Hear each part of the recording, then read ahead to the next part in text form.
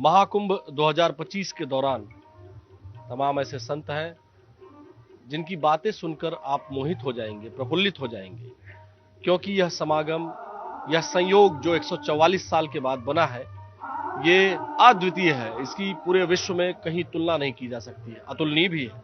और हमारे साथ इस वक्त मौजूद हैं महामंडलेश्वर बाल योगी, बाल ब्रह्मचारी गोपी कृष्ण दास जी महाराज,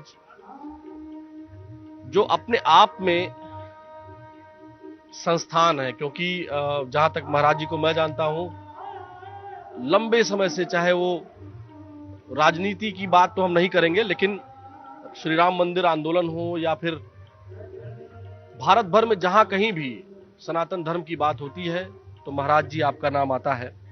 आज आप यहां हैं। इस बार का महाकुंभ कैसा है? इस बार का कुंभ, मैं कुंभ देखिए, ये 11वां कुंभ है मेरा।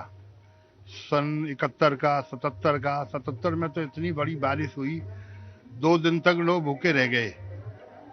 फिर 77 के बाद में 83 का, 89 का, 95 का, 95, 2001 का।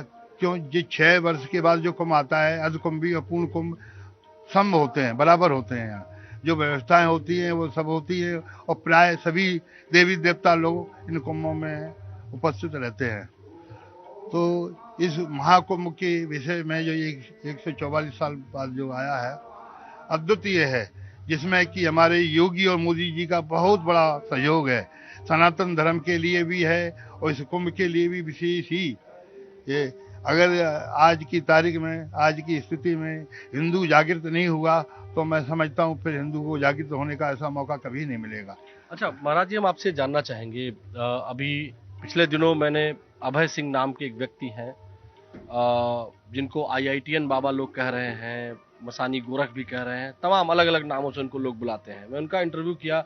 जो आजकल के युग में कहें तो सोशल मीडिया और जो तमाम न्यूज़ प्लेटफॉर्म्स हैं उस पर उनको काफ़ी प्रसिद्धि मिली। बड़ी वैज्ञानिक बात करते हैं। तो आप युवाओं को, खासकर जो विज्ञान के छात्र हैं, उनको कैसे देखते हैं अध्यात्म के स्तर पर?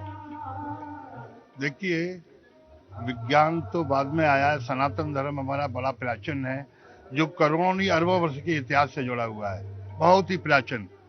हमारे काकभूषण जी कहते हैं, बीते कल्प 7 और 20 करोड़ों कल्प के बाद भी है नहीं, हम लोगों की परंपरा जुड़ी हुई है। जैसे हम लोग वैष्णव संप्रदाय के हैं, हमारी गुरु परंपरा करोड़ों वर्ष से जुड़ी हुई है, आज से नहीं। इसी प्रकार से सनातन धर्म करोड़ों से, वैज्ञानिक तो बीच में आया चला जाता है, लोग जितनी जिसकी समझ है वो अपनी अपनी समझ के अनुसार व्याख्या करते हैं। लेकिन जो सनातन है, सत्य, और सत्य सनातन का मतलब है जो अनाद है, जिसका कोई अंत नहीं है। अनाद का मतलब अंत नहीं है। इसी प्रकार से ये युग के प्रभाव से और सनातन हमारे ये विज्ञान से तुलना प्राय लोग करते हैं, होती भी है। हमारी एक पुस्तक लिखी है, क्यों, हर क्यों का उत्तर भी है।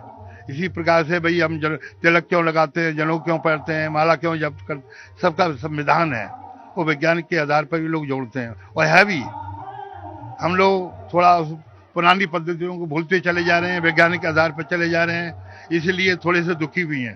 पहले लोग साधना करते थे, तपस्या करते थे, और उससे ही उनकी बड़ी सिद्धियां हो जाती थी। मैं, देखिए सुनिए, मैं जमीन पे क्या, पृथ्वी आकाश में उड़ने वालों को देखा हूँ, पानी पर चलने वालों को, संतों को देखा हूँ, ऐसे लोगों के सानिध्य में रहा हूँ। वाणी सिद्ध थी, जो बोल दिया तो हो जाता था। लेकिन अब जो मीडिया का जमाना है, मीडिया जितना देखती है उतना ही वो समझती है, उसको सच्चाई नहीं मालूम पड़ रही।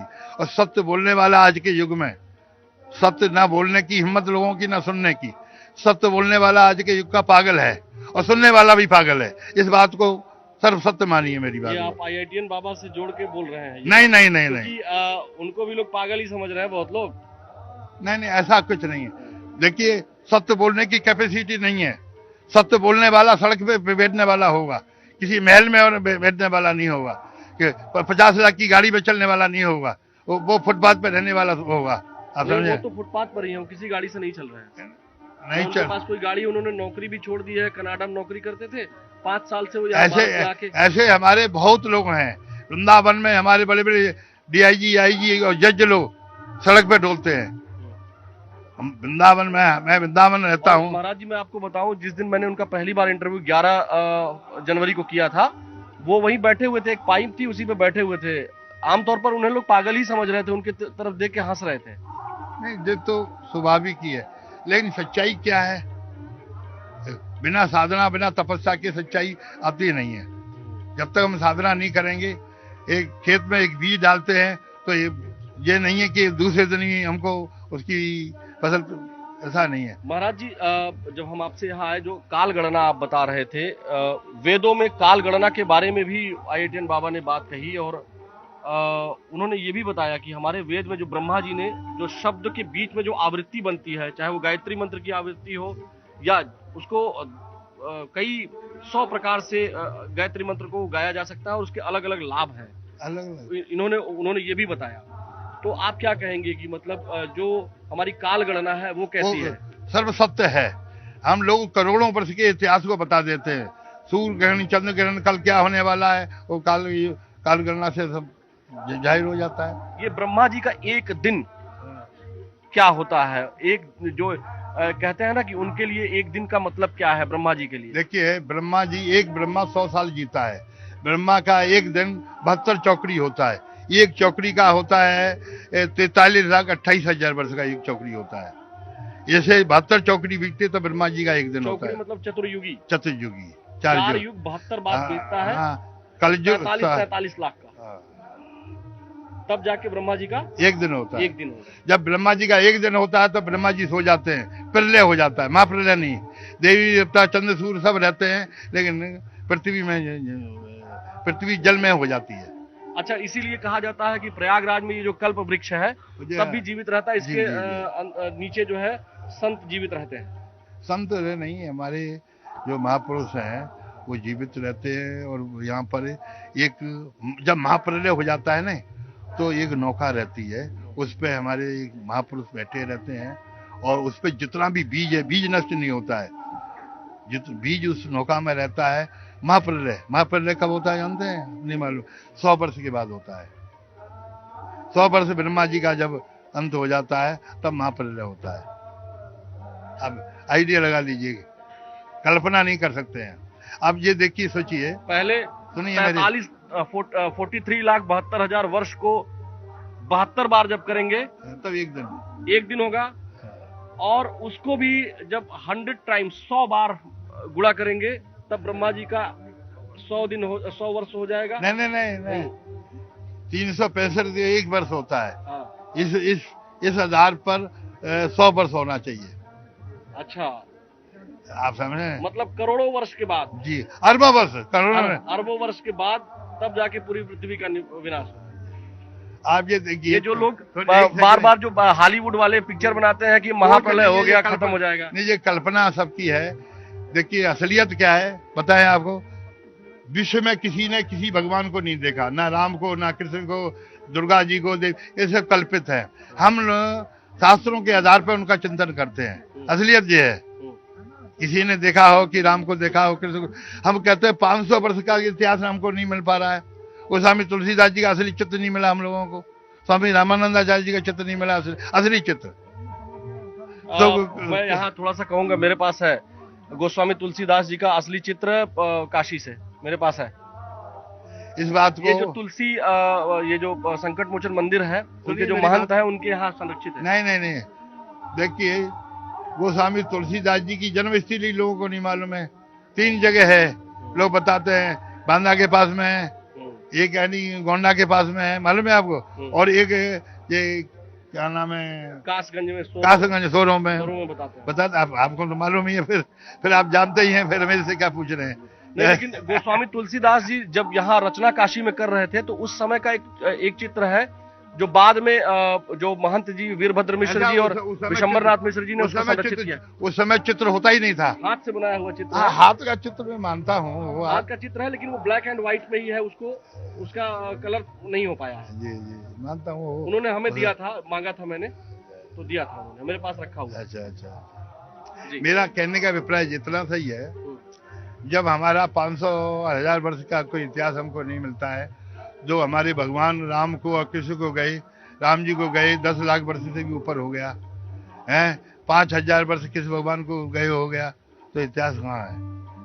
इतिहास तो कुल मिलाकर महाराज जी, अभी ये जो कुंभ है, जो हम बात कर रहे हैं, हम अपने आप को मीडिया कर्मी नहीं मानते हुए बात कर रहे हैं, हम धृष्टता कर रहे हैं, थोड़ा सा प्रश्न करते करते हम कुछ बताने की भी कोशिश कर रहे हैं, वो धृष्टता है मेरी। नहीं जरूर है, लेकिन हम सोच रहे हैं कि एक संवाद स्थापित हो, ताकि जो हमारे दर्शकों के पास जाए वो अमृत जाए। जी जी जी जी, आपके जो अमृत वचन है वो पहुंचे।